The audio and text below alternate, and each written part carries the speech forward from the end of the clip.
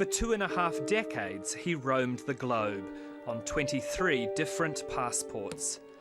But time was running out for one of the world's most wanted men. Just over 2 months ago, the mysterious KP is believed to have been secretly abducted from a hotel in Southeast Asia. KP knew that it will end this way. KP was wanted by the Sri Lankan government for a very long time. KP was born Shanmugan Kumaran Tharmalingam, but he was known by many other names. He ran a global arms smuggling and money laundering network for Sri Lanka's Tamil Tigers and was one of their most senior commanders. This photo, with KP at the left, was taken at the wedding of the man who started the Tigers. The terrorist campaign in Sri Lanka could not have been sustained without KP. KP is the man who provided the arms, ammunition, explosives, and the logistics as well as the finance.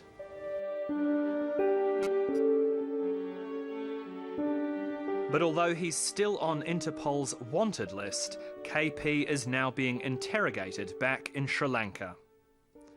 KP has been living on borrowed time. Going down.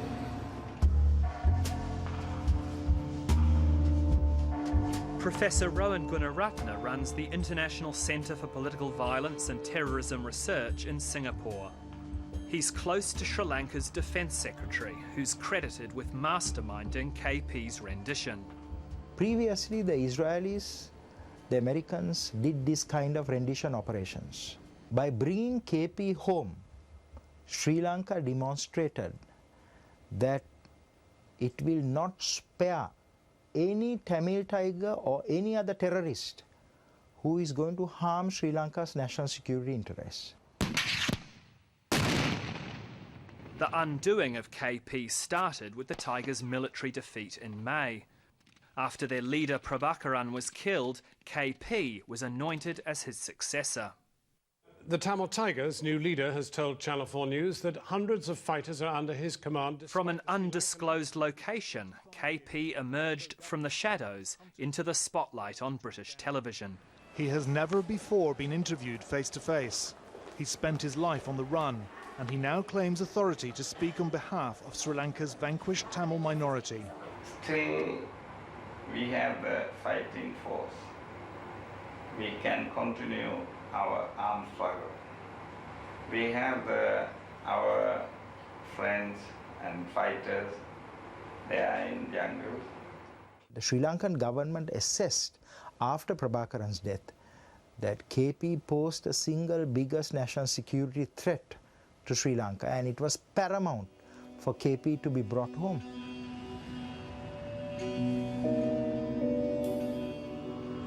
This was the unlikely location of KP's disappearance, a budget hotel in downtown Kuala Lumpur. According to its website, one of the main reasons you should stay at the Tune Hotel is its security. But it wasn't so secure for KP on the 5th of August, when it's thought that he was snatched from here in a joint operation by the Sri Lankan and Malaysian security forces.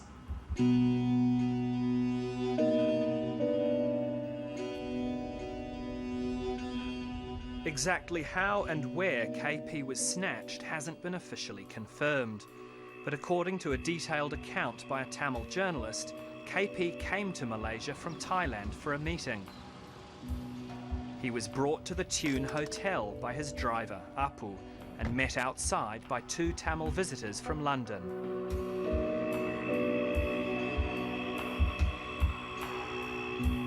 The 3 men went upstairs to a room for their meeting. There was hostility to KP in some parts of the Tamil diaspora, and it was through meetings like this that he asserted his authority over the Tigers.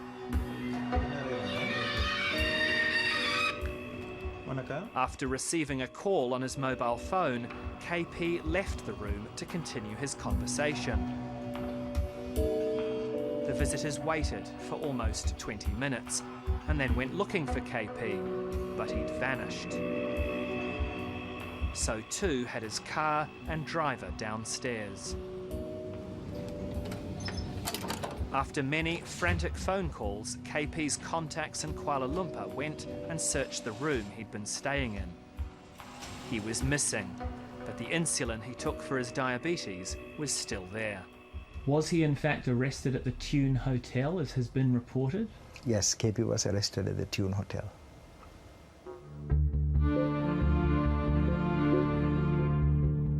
So what happened after KP left the hotel room?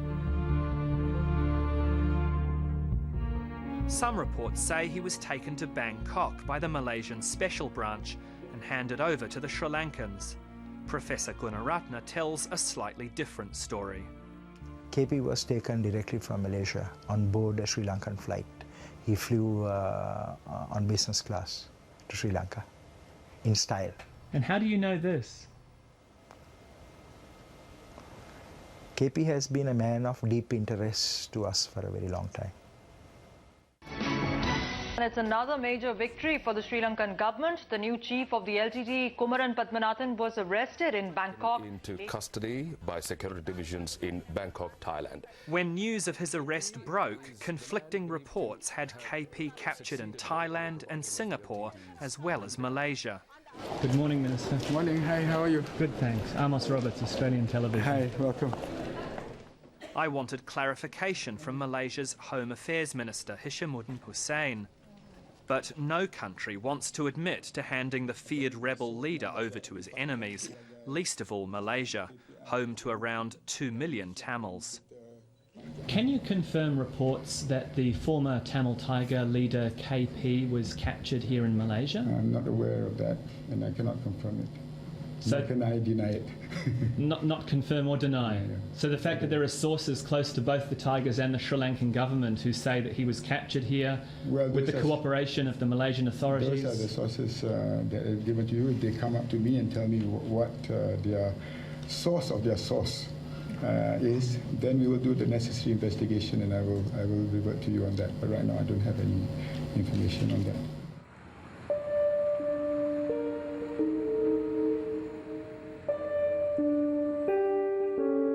Human rights groups say if KP was arrested in Malaysia, he should have been extradited, not kidnapped, especially since he faces a risk of torture back in Sri Lanka. Sending somebody back under those circumstances is also unlawful and violates international law. If there are charges to be brought, if there are people who should be pursued, then the Sri Lankan government should make sure that it goes through proper legal channels for that. There was no other way for the Sri Lankan government to do this. I don't think any human rights organization, if it is a human rights organization, should criticize this, because KP was the biggest human rights violator. Can you see the Sri Lankan government mounting similar operations against other enemies in the diaspora? Yes, I can share with you that the Sri Lankan government is already planning to bring a number of other people home. Tamils around the world are now worried about the long arm of the Sri Lankan government. Although the Tamil Tigers are banned in Australia, community leaders like these, meeting in Sydney, have been accused of supporting the rebels. According to media reports in Sri Lanka, the government has a blacklist of 100 Tamils living overseas it wants to prosecute. I don't know whether I'm on the list, but I don't want to sound too important, but that's a real concern for a lot of the community members. We don't know. I mean, how do we know that's not going to happen even in Australia? So we are worried. Next AGM, next Skype conference, Dr. Victor Rajakulendran knows he's on one of the lists that's been circulating. Now he wants to find out which countries helped Sri Lanka to capture KP. So who are these friendly countries? That is the Tamil diaspora's question now is. We need to identify the friendly countries so that we can be careful to avoid those friendly countries to go into first. For example, Malaysia, I will never step into Malaysia now. So earlier I decided I will not step into Sri Lanka or, for that matter, to India. Now I have to add Malaysia to that.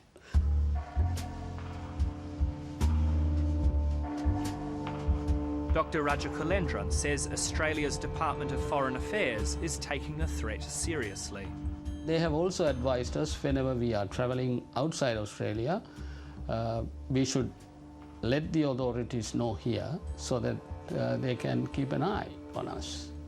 They told you to let them know when you travel outside Australia? Yes, and we are doing that, and they are time to time they are contacting us and asking whether there is any threat to us. Sri Lanka's High Commissioner in Australia, Seneca Walgampaya, offers no reassurance. If the Sri Lankan government was involved in investigating Tamils here in Australia, would you be aware of it, sir? No, I'm not informed. These are all been done in Colombo, and I've not been kept informed of that. So it's possible that people like Dr. Rajakulendran are being investigated, but you wouldn't know about it if that was the case? Well, I don't know. I have no information whatsoever on that.